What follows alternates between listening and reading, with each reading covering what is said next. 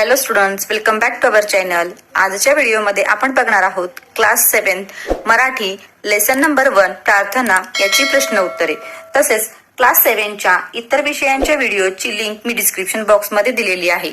तुम्ही तिथून ते बघू शकता. चला तर मग लगेचच व्हिडिओला सुरुवात करूया. प्रश्न पहिला, शब्दार्थ. तर इथे शब्द दिलेले आहेत आणि त्यांचा अर्थ आपण पुढे दिलेला आहे तो वाचूया. 1 नंबर आहे प्रार्थना. प्रार्थना म्हणजेच काय? मनापासून केलेली आराधना. 2 नंबर आहे ज्ञान मंदिर. तर ज्ञान मंदिर म्हणजेच शाळा किंवा विद्यालय, याला ज्ञान मंदिर असे म्हणतात. 3 नंबर आहे भाव. भाव म्हणजेच काय? भावना. 4 नंबर आहे प्रगती. प्रगती म्हणजे भरभराट.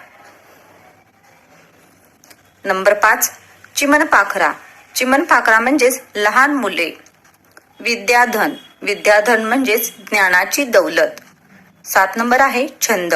छंद म्हणजे आवड किंवा नाद.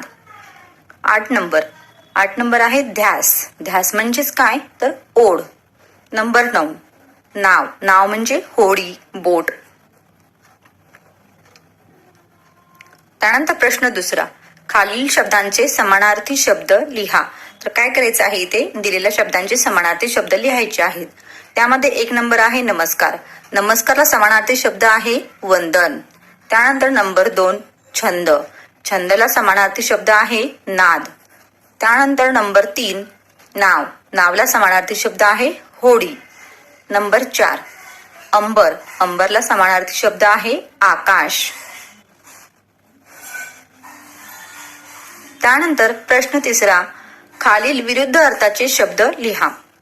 काय करायचं आहे? इकडे शब्द दिलेत आणि त्याचे विरुद्धार्थी शब्द आपल्याला लिहायचे आहेत. नंबर 1 प्रगती. तर प्रगतीचा विरुद्धार्थ शब्द आहे अधोगती.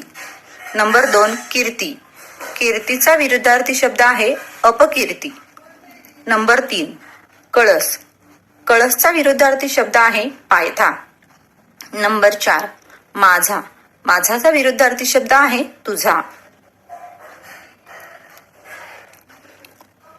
त्यानंतर प्रश्न चौथा, रिकाम्या जागा भरा. इथे काय करायचे आहेत? आपल्याला रिकाम्या जागी करेक्ट शब्द लिहायचे आहेत. मग मी आता याचे उत्तरासहित सांगते. 1 नंबर नमस्कार माझा या ज्ञान मंदिरा. तर ज्ञान मंदिरा हा शब्द आपल्याला तिथे भरायचा आहे. त्यानंतर नंबर 2 शब्दरूप शक्ती दे भावरूप भक्ती दे. तर याच्यामध्ये आपल्याला शक्ती आणि भावरूप हे 2 शब्द लिहायचे आहेत. नंबर 3 विद्याधन दे आम्हास एक छंद एक ध्यास. तर याच्यामध्ये काय करायचं आहे? विद्याधन आणि छंद हे 2 शब्द लिहायचे आहेत. त्यानंतर नंबर 4 होऊ आम्ही नीतिमंत कलागुणी बुद्धिमंत. तर याच्यामध्ये नीतिमंत आणि बुद्धिमंत हे 2 शब्द लिहायचे आहेत. नंबर 5 कीर्तीचा कळस जाई उंच अंबरा. तर याच्यामध्ये कीर्तीचा हा शब्द आपल्याला लिहायचा आहे. त्यानंतर प्रश्न 5वा आहे जोड्या जुळवा. तर काय करायचं आहे? ते गट अ आणि गट ब दिलेले आहेत. या गट अ मधले शब्दरूप, भावरूप, प्रगतीचे आणि कीर्तीचा, तर त्याच्या पुढचे शब्द किंवा ते त्याच्याशी मिळते जुळते शब्द आपल्याला त्याच्या समोर लिहायचे आहे. तर मी खाली उत्तर लिहिते आहे. ओके, तर आन्सर मध्ये काय येणार आहे? शब्दरूप शक्ती, भावरूपला काय येणार आहे? भक्ती, प्रगतीचे पंख आणि कीर्तीचा कळस. त्यानंतर नंबर 6 खालील प्रश्नांची एका वाक्यात उत्तरे लिहा. त्यामध्ये 1 नंबर प्रार्थना या कवितेचे कवी कोण आहेत? तर प्रार्थना या कवितेचे कवी जगदीश खेबुडकर हे आहेत. नंबर 2 जगदीश खेबुडकर यांनी कशासाठी मोठ्या प्रमाणावर गीतांचे लेखन केले आहे? उत्तर जगदीश खेबुडकर यांनी मराठी चित्रपट सृष्टीसाठी मोठ्या प्रमाणावर गीतांचे लेखन केले आहे.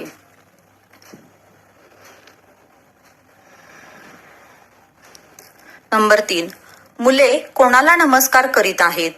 तर उत्तर आहे मुले ज्ञान मंदिराला म्हणजेच शाळेला नमस्कार करीत आहेत. प्रश्न चौथा प्रार्थनेतून कोणती शक्ती विद्यार्थी मागत आहेत? तर उत्तर आहे प्रार्थनेतून शब्दरूप शक्ती विद्यार्थी मागत आहे. त्यानंतर नंबर 5 कोणते पंख देण्याची विद्यार्थी विनंती करत आहेत?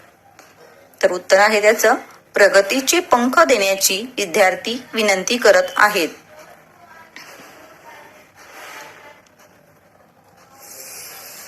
त्यानंतर 6 नंबर, चिमण पाखरे कोणाला म्हटले आहे? तर याचं उत्तर आहे चिमण पाखरे विद्यार्थ्यांना म्हटले आहे. 7 नंबर, कोणत्या गोष्टीचा ध्यास व छंद जडावा अशी प्रार्थना विद्यार्थी करत आहेत? तर त्याचं उत्तर आहे विद्याधनाचा ध्यास व छंद जडावा अशी प्रार्थना विद्यार्थी करीत आहेत. त्यानंतर 8 नंबर आहे, आम्ही कसे होऊ अशी विद्यार्थी प्रार्थना करत आहेत? तर उत्तर आहे आम्ही नीतिमंत, कलागुणी, बुद्धिमंत होऊ अशी विद्यार्थी प्रार्थना करत आहेत. 9 नंबर, कीर्तीचा कळस कोठे जाणार आहे? तर उत्तर आहे कीर्तीचा कळस उंच अंबरात जाणार आहे. त्यानंतर पुढचा प्रश्न आहे 1-2 वाक्यात उत्तरे लिहा. त्यातील नंबर 1, कवीने शाळेची कोणती वैशिष्ट्ये सांगितली आहेत? तर उत्तर आहे कवीने शाळा ही सत्याचे ज्ञान देणारी, शिवासारखी पवित्र आणि सुंदर आहे असे सांगितले आहे. नंबर 2, कवीने कोणत्या रूपातील शक्ती आणि भक्ती मागितली आहे? तर याचं उत्तर आहे कवीने शब्दरूपी शक्ती आणि भावरूपी भक्ती मागितली आहे.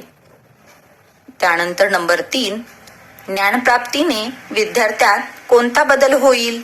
तर याचं उत्तर आहे ज्ञानप्राप्तीने विद्यार्थी नीतिवान, कलागुण संपन्न, बुद्धिमान होतील आणि या बळावर कीर्तीचा कळस गाठू शकतील.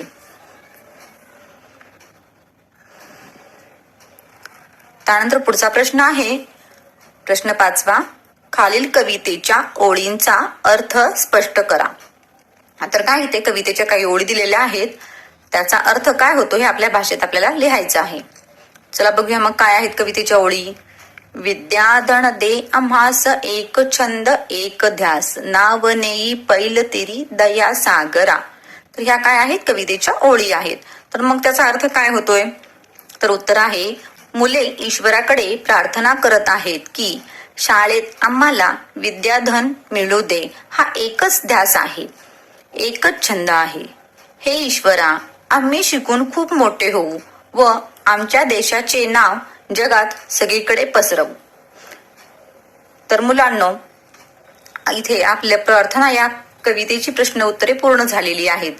हा व्हिडिओ जर आवडला असेल तर व्हिडिओला लाईक करा. तसेच माहिती महत्वाची वाटत असेल किंवा व्हिडिओ इन्फॉर्मेटिव्ह वाटत असेल तर आपल्या मित्रांना शेअर करा. परत भेटूयात एका नवीन व्हिडिओमध्ये. तोपर्यंत बाय.